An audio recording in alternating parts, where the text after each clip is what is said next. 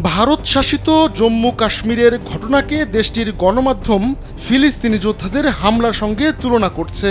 2023 সালের অক্টোবরে ইসরায়েলে ফিলিস্তিনি যোদ্ধাদের ওই হামলার পর তার কড়া জবাব দিতে শুরু করে তেল আবিব। এখন ভারতের ভেতর থেকে আওয়াজ উঠছে একই কায়দায় পাকিস্তানের বিরুদ্ধে যেন পদক্ষেপ নেয় নয়াদিল্লি। ইসরায়েলি প্রধানমন্ত্রী বেনিয়ামিন নেতানিয়াহুর সঙ্গে ভারতের প্রধানমন্ত্রী নরেন্দ্র মোদীর সম্পর্ক খুবই গভীর, তাই নয়াদিল্লি এমন পদক্ষেপ নিলে অবাক কিছু হবে না। ইসরায়েলের সঙ্গে ভারতের দহরম মহরম সম্পর্ক, আবার দুই দেশের মধ্যে বাণিজ্য ও সামরিক সম্পর্ক বেশ জোরালো। যমুনা ইলেকট্রনিক্স ঈদে ডাবল খুশি অফার সিজন 3, যে কোনো পণ্য কিনলেই পাচ্ছেন নিশ্চিত ঈদ উপহার। মঙ্গলবার কাশ্মীরের পেহেলগাঁওয়ে পর্যটকদের ওপর অতর্কিত হামলার পর এখন সেটিকে ফিলিস্তিনি যোদ্ধাদের কৌশলের সঙ্গে তুলনা করা হচ্ছে।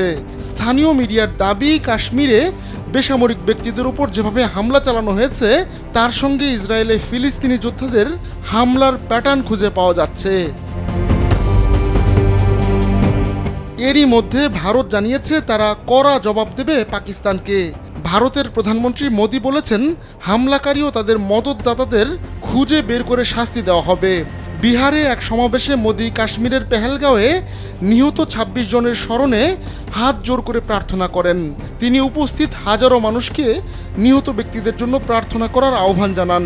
হামলাকারীদের পরিচয় বা পাকিস্তানের নাম উল্লেখ না করে মোদী বলেন, আমরা হামলাকারীদের পৃথিবীর শেষ প্রান্ত পর্যন্ত তাড়া করে খুঁজে বের করব।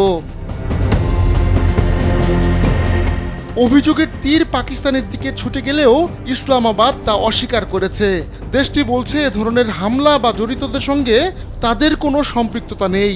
কিন্তু ক্ষুব্ধ ভারত এরই মধ্যে একগাদা শাস্তিমূলক পদক্ষেপ নিয়েছে পাকিস্তানের বিরুদ্ধে। জবাব দিতে ভোলেনি পাকিস্তানও, দেশটিও ভারতের বিরুদ্ধে ব্যবস্থা নিয়েছে। এতে এই অঞ্চলে বড় ধরনের সংঘাত তৈরির শঙ্কা দেখা দিয়েছে। আহমদুল্লাহ শিকদার, কালবেলা।